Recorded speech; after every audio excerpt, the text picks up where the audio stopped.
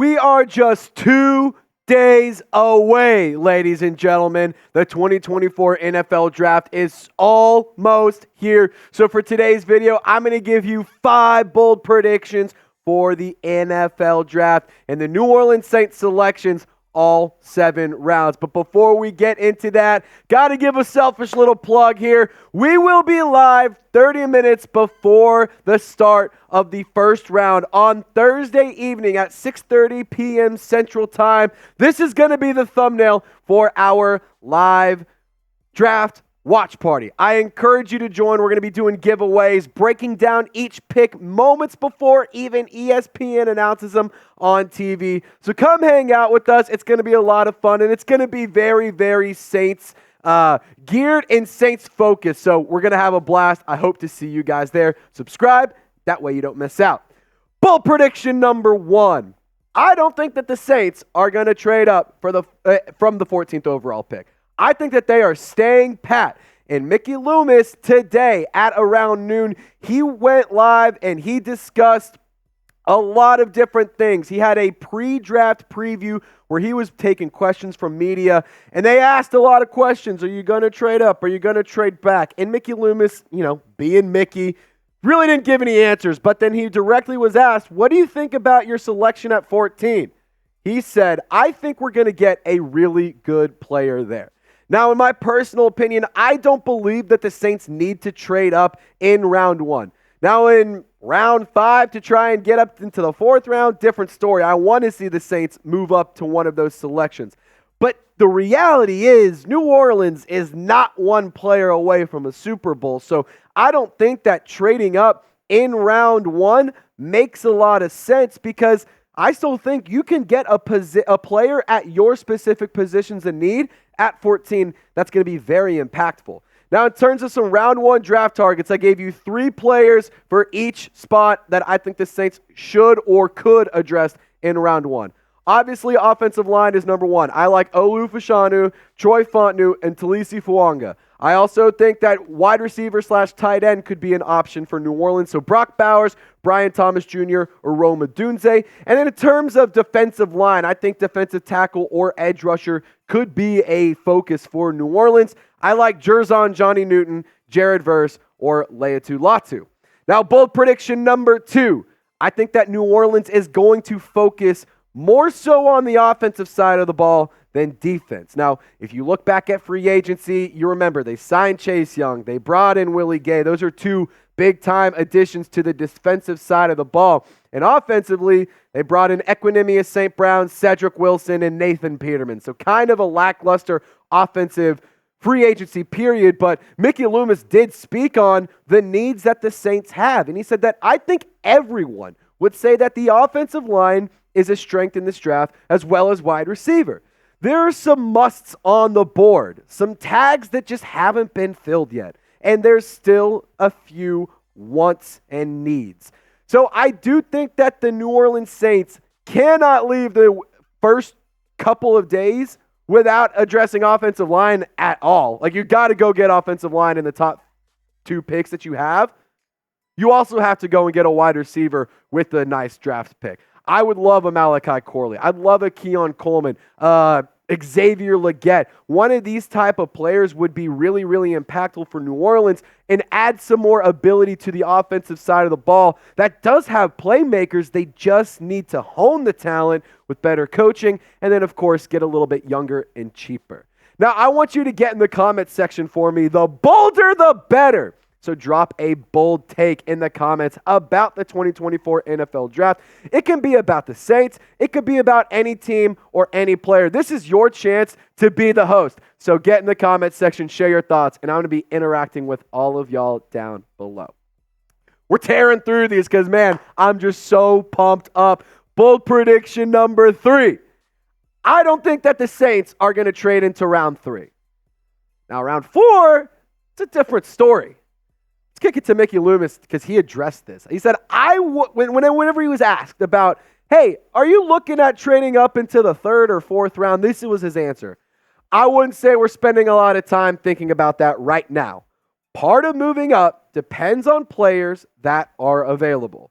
Now, if you've been living under a rock, here are what the New Orleans Saints draft selections are. And I also kind of wanted to bring this up because I think that this is a really good, measuring stick of what could the Saints do. They have a ton of fifth-round selections. Maybe they could package some of those together to try and get into the fourth round. Maybe they could throw some players in with some of these picks to possibly move up to a better selection in round 2. Maybe even get into the third round.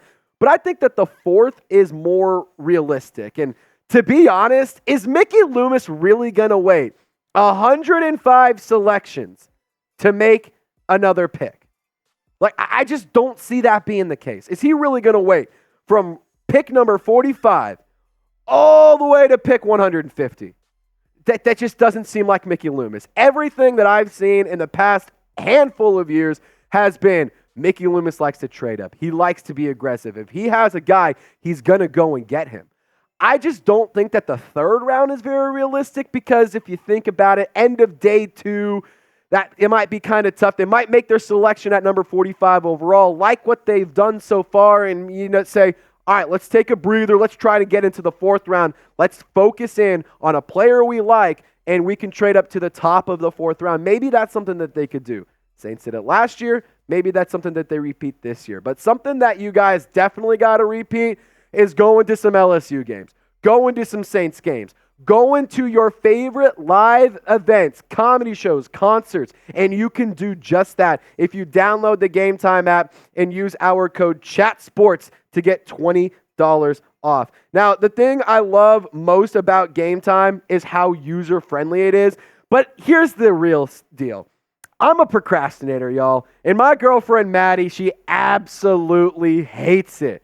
But she also absolutely loves going to these live events, and Game Time has gotten me out of so many pinches and gotten me out of so much trouble because they have last-minute tickets at the lowest price guaranteed, and ticket prices drop as the event gets closer. So you can get tickets to a Pels playoff game. You can go get tickets to a Saints game. I know we don't know the full schedule, but we know the opponents. So if you're sitting here saying, man, I am not missing a Falcons game when they play in New Orleans this year, go get your tickets. If you're sitting here saying, man, I'm going out to Vegas with my boys to go watch LSU kick off the season, well, why don't you just use code CHATSPORTS to get $20 off? If you download the Game Time app, use our code CHATSPORTS. That's code CHATSPORTS. You get $20 off your first purchase. Fun fact, I went to a Zach Bryan concert, $20. Help me go to this t-shirt. That's why I'm rocking this shirt today. So go download the Game Time app. I absolutely love it. All right, bold prediction number 4. I still think that the Saints view Trevor Penning as a franchise tackle option, I would say, more so. Mickey Loomis did speak about Trevor Penning, and here's what he said. There's a lot of offseason left here, and we have a new offensive staff and new offensive line coaches. And I think that they're anxious to get to work with him once we get on the field. Now, in terms of Trevor Penning, guys, we always knew that he was a project. We always knew that he was going to need some development. And taking a small school guy that has really, really nice attributes and pretty solid production, but a lot of concerns, and then just throwing him to the wolves and saying, hey, go start in the NFL and figure it out. I don't think that was really fair. And to be honest, had they not done that, I think that the development would have been much better. And with proper coaching and with some love and some care and some attention, I think that you can mold Trevor Penning into being a quality tackle. Left tackle, maybe not. Maybe got to swing him over to the right side and you go draft a guy. Or maybe he is your left tackle guy, and so you focus on right tackle in the draft. So that's just something to think about. I do believe that New Orleans still values Trevor Penning and still views him as a high caliber player, or at least has the potential to become a high caliber player. So I wouldn't jump ship quite yet on Trevor Penning. Now, bold prediction number 5, and I'm going to be real with this one. I actually had this written out while I was getting this show ready together, and then Ian Rappaport pretty much just confirmed my bold predictions. But I think that the Falcons, they're not going to lose a draft pick in this year's draft because of the tampering issues with Kirk Cousins. I think they're going to miss it next year. Here is what Rap Sheet said just a couple hours ago. from the NFL, the league's review into the Falcons and the Eagles' potential tampering is ongoing and will not conclude this week. If there are draft picks involved, it sounds like it'll be next year. So I do think that the Atlanta Falcons, they're gonna have some sort of punishment. I think they're gonna lose a couple of draft picks, but it's not gonna be until next offseason or next year's draft in 2025, which to me is a little bit unfortunate. I would have loved to see the Falcons have to lose that number 8 overall pick. But here's the thing, Dallas Turner, it feels like he's an Atlanta Falcon, and it feels like that he's going to be a problem for the New Orleans Saints for years to come. So I think that the Saints need to do everything in their power to address that kind of thing and just nail this draft, finish out the offseason strong, and continue to develop and bring that offense back on top. The defense is great. The defense is good, but I want to see that offense be stellar once again. But no one likes a damn cheater. So if you hate the Falcons, give me a boo. Boo. Boo, Falcons. Boo. Boo them in the comment section. Little Birdie told me that I'm a little too mean to the Falcons. So, here we are. Boo. One more friendly reminder, if you guys haven't already, please feel free to subscribe and join our free draft coverage. It's going to be live all throughout the first round. And depending on how successful the stream is, we may get to go live for, day 2 and day 3. And I'd absolutely love to be able to do that with you guys. So don't forget to subscribe. Don't forget to tune into our live draft coverage. And y'all stay golden. We'll see you next time.